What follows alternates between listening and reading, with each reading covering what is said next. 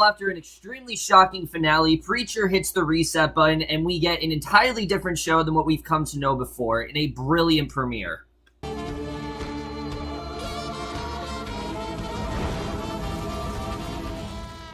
Hey guys, it's Hero for Preacher, Season 2, Episode 1, On the Road, and I was real looking forward to this premiere for a couple reasons. One, because I actually really did enjoy last season, but also because of that cliffhanger, mainly because of how things did leave off last season. I was really interested in seeing where the show was going to go. I mean, how do you come back from something like that? They essentially killed off most of the cast last season, except for a few characters, and it was a very ballsy move for them to do that, and I really didn't know where we were going to go, but what we got here, I have to say, is much better than what we did get last season. Now, I enjoyed last season, I did. I think it was a necessary prologue. I think it gave us a good backstory to these characters, but it wasn't what I call compelling TV. It wasn't. There were things in there that were really good, like, King Cannon, you know, Jackie Earle Haley's character, that whole feud that was going on.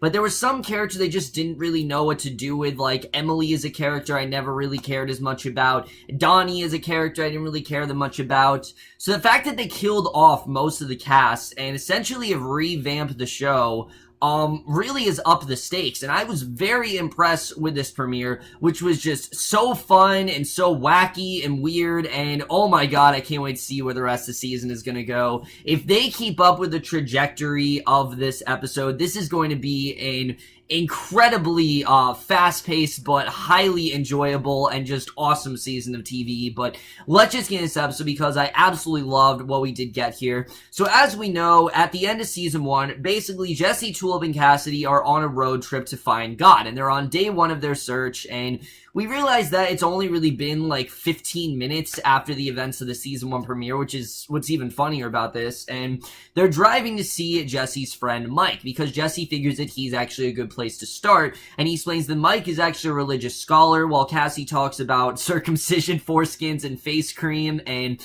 I love how off-topic Cassidy ends up being sometimes, but Tulip refuses to discuss it. She turns on the radio, and a police car then drives past them. Tulip slows down, but the policeman then turns around and turns on its siren, so they know they're not after them. But basically she says that she'll just do her Afghan war vet thing, but Jesse says that she doesn't have to, keep doing that, and Tulip then speeds up. The police car chases after them. Another police car comes after them, and they swerve to avoid it, and they sing along to the radio to Come On Eileen, which we've seen so many times in that trailer, but that was just so fun to see here. They run through a construction site. The police cars wipe out behind them, and the car then runs out of gas, and more police cars then stop them as they come to a halt, and the officers then drag them out of the car. Cassidy holds up his umbrella to shade himself from the sunlight, which, little things like that is the genius of this show. I mean, this show handles dark humor so well, and that's just the perfect example of it. But they tell him to drop the umbrella, and they refuse to let him get his sunscreen. And once they tackle him, the deputies then shield him until the sheriff yanks them away.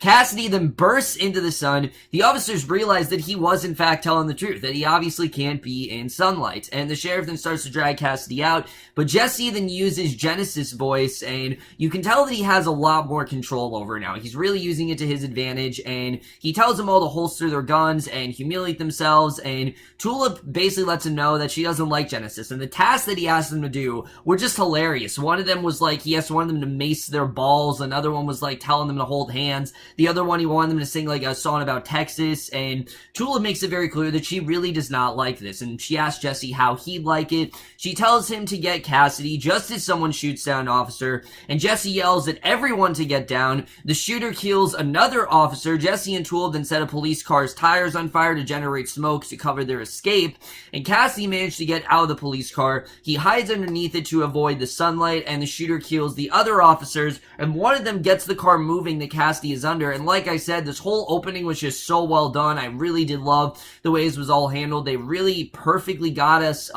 back into the mood of the show, and that was something that I definitely really did enjoy seeing here.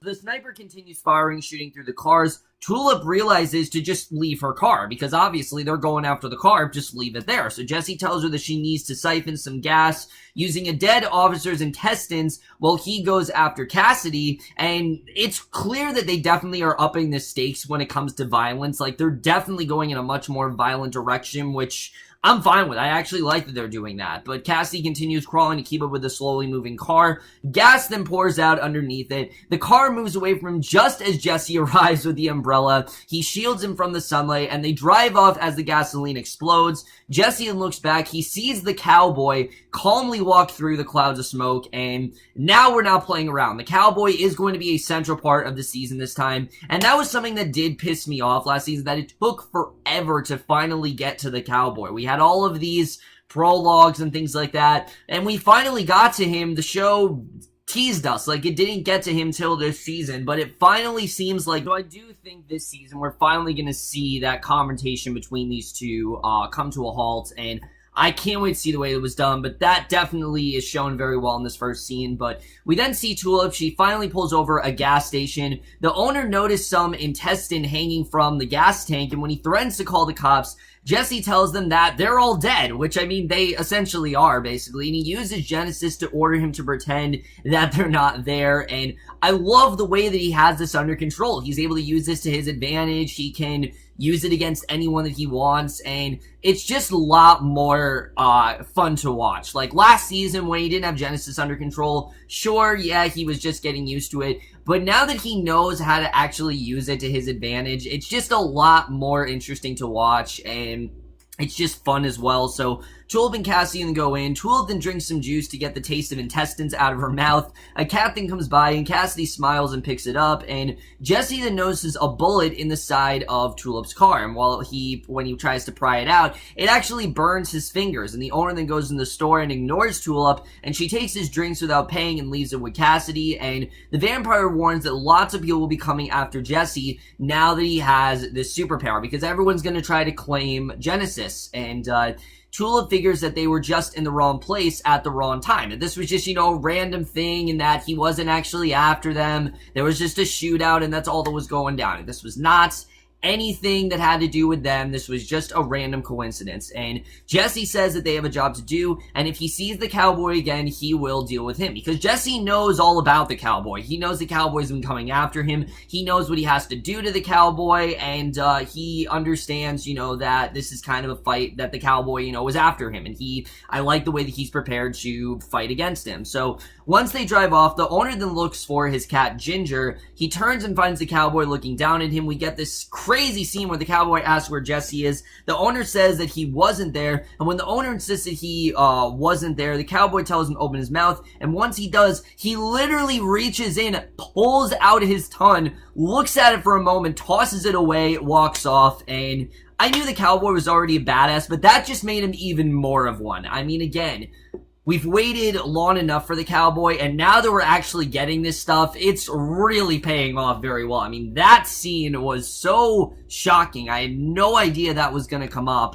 But again, I like the way the show is really embracing increasing its gore and things like that. On The Walking Dead, they've done that, and it's felt very gratuitous. On this show, it works. It works very well. It shows how menacing the character the cowboy is. He definitely is someone you don't want to mess with, and Graham McTavish, I think, is absolutely going to kill it as his character. I mean, I'm going to miss him on Outlander. I always really liked the character of Dougal. Even though he was an asshole sometimes, I think he did such a great job on there. But I'm definitely looking forward to seeing him more on this season, because he was on this, he was a main character last season, but I think he's going to be a lot more prominent of a role this season. So I can't wait to see what he does. But the trio finally pulls into a garage, and Jesse tells Tulip and Cassidy to wait there. He goes inside, and Tulip says that she just wants to take a shower, and she notices Cassidy staring at her, and finally says that he didn't know that she and Jesse were involved when she and Cassidy were involved, because I think, I've said it before, I think Cassidy does still have some sort of feelings for Tulip. He'd had no idea that those two were together, and Tulip tells him it's the stupidest thing that he's ever said, invites him to tell Jesse that they had sex. Why not just tell Jesse? Why do we need all this tension going on? And Cassidy insists that Jesse tries to do the right thing more than most people, and Tulip warns him that Jesse has a deep downside. And that's very true. We've seen that in season 1. You know, Tulip's known Jesse a lot longer than Cassidy has. And Cassidy just doesn't really understand how far Jesse's darkness can really go and what it can really do. And I like the way that Tulip is telling him, look, this is no laughing matter. And the dynamic between Tulip and Cassidy was one of my favorite parts of season 1. But now that we've thrown Jesse into the mix, it only makes this dynamic that much stronger. And I can't wait to see where they're going to take this season. So Tulip then hears someone moving in the darkness and calls out, and there's a whimpering noise, and she and Cassidy then get out to investigate, and we see this woman, Ashley. She yells them for help. She's just casually in a cage. I mean, she's calling out for help, but she's in this cage, and she begs them to let her go, and Mike and Jesse then come out, and Mike tells them to ignore her and take them inside, and Tulip then apologizes and covers the cage over and goes inside with the others, and I love how Tulip was the only one who thought this was like a problem. Like, Jesse and Cassidy just wanted to sit back, and she's like, am I the only one that's like freaking out? Just stuff like that. The show just gets done so well, and I'm enjoying it a lot more. Like, sure, they had comedy stuff done well last season, but it feels just a lot more natural this season. And inside, Mike says his wife used to tidy, but she died, and he yells at Ashley to be quiet or he'll call her parents. And she quickly goes quiet, and Mike says that his parishioners come to him for help, and he admits that he puts them in a covered cage to curb their urges. Like, this is some weird, like, ritual that he's done,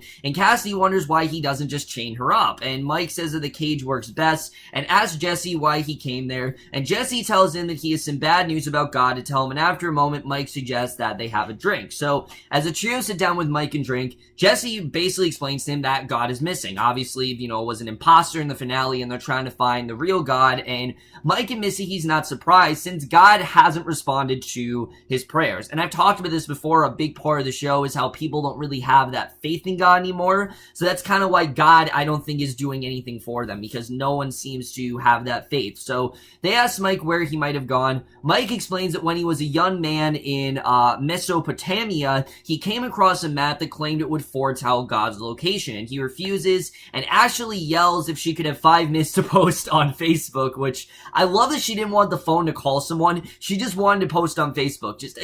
I love it. There's just so much fun, wacky stuff going on here, and Mike tells her that no one wants to see photos of her in a cage and leaves, and I mean, that's not necessarily true. I mean, it is a fetish after all. There is actually a category called dungeons, so, you know, he doesn't exactly know what he's talking about. I'm just saying, there are definitely guys that would want to see that, as fucked up as it may be, but Tulip then finds a photo album that shows Mike actually marrying Jesse's parents, we find out. He's actually the one who married Jesse's parents, so he's been with Jesse for a very long time. He basically is kind of a family friend, and there's a photo of the couple with Mike, and Cassidy wonders where the mother's parents were, and Jesse abruptly says that they simply weren't invited, and I'm thinking we're going to find out more about Jesse's parents this season. I already heard we're going to find out more about John Custer and things like that, but I think specifically Jesse's parents we're going to find out a lot more about, definitely. But Mike then comes back in, asks if they're spending the night, and he puts them all in the guest room, and they end up on the bed together. It's probably the most awkward scene in the episode, but it's also hilarious. Cassidy figures that Jesse and Tulip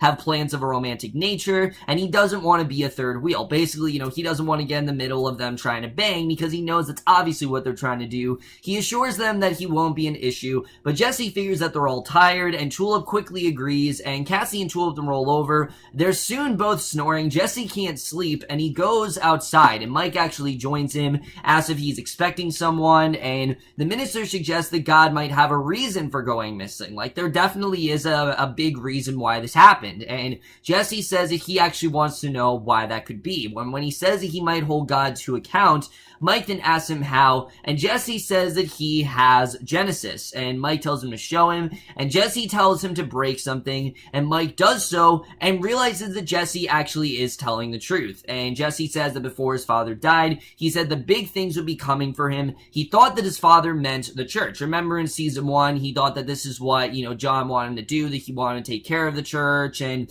he realizes that finding God is actually his call. It's not being the best preacher in the world. It's about of finding God, and Jesse plans to do it whether God helps him or not. And Mike then takes out a card. He says he got it from a parishioner, Tammy, who said that God had been in, and she's actually at a dance hall in Kimball County. So that's who they need to find, and Mike then figures that the woman can help. Jesse figures that it can't be that easy, and Mike does agree. So there's a lot of stuff I really like finding out here. The way that Jesse's kind of realizing what his purpose is, the way they need to track down this woman, I just thought was very interesting to see. And this really sets up for a very intense end of this episode. Because the next day, the trio drives off. They're getting ready to meet Tammy, and Mike goes inside to wash the dishes. He hears this dog barking. He sits down in the living room, pours 2 glasses of whiskey, and takes out a knife. And the cowboy then literally kicks in the door, asks where the preacher is, and Mike says that he's the only preacher there, and refuses to say where Jesse has gone. And the man then knows that the cowboy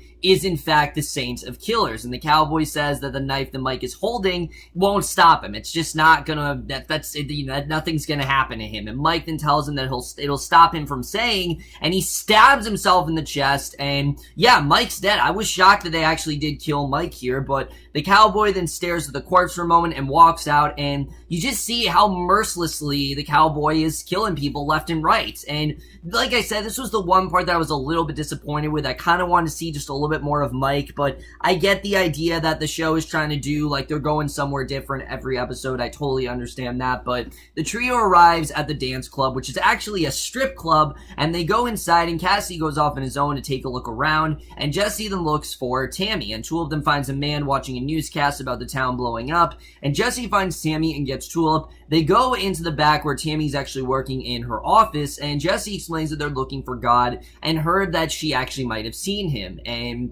Tammy denies it, that there's no way that she knows any of this stuff, but Jesse points out that her hands are shaking. She has them close the door and tells them that God was there, and he came in a couple times a few months ago, kept to himself, and had the band play his favorite song, and Jesse wonders what God was really doing there. Like, why would he be in a strip club of all places? And Tammy then asks what he really wants with God, and when Jesse says that they want a few answers, Tammy tells him that God is not going to answer questions. He's just not looking for that, and Jesse then asks Tulip if he can use Genesis on Tammy.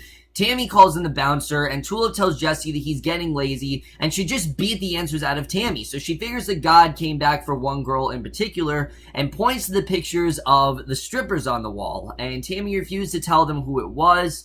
And Jesse suggests that he use Genesis on Tammy and then make her forget it. So she finally concedes that Tulip concedes that Tammy's irritating, and she says that Jesse can do it, and I love that Tulip, like, gives him permission. I love that they're kind of like a team now. I just think it's a lot of fun to watch, and when Jesse starts to explain, Tammy then draws a letter opener on them, and Jesse tries to calm her down. Her bodyguard, Doug, then shoots through the wall, mortally wounding Tammy, and Jesse then uses Genesis on her. Tammy says that God came for the jazz, not the girls, and she dies, and Cassidy then arrives with Doug, the bouncer, and Jesse and his friends go out through the club as a jazz band plays, and again, I was a little disappointed that they did that, but I think we were supposed to be, like, they're not getting those answers yet. It's only episode 1. So the trio checks in a hotel when their gun association's holding a conference, and Jesse says that they should just go to bed, and Jesse tells Cassie that they're on God's trail. The vampire apologizes for letting Jesse down, and Jesse merely says that he'll see him tomorrow, and he goes in the motel room with Tulip.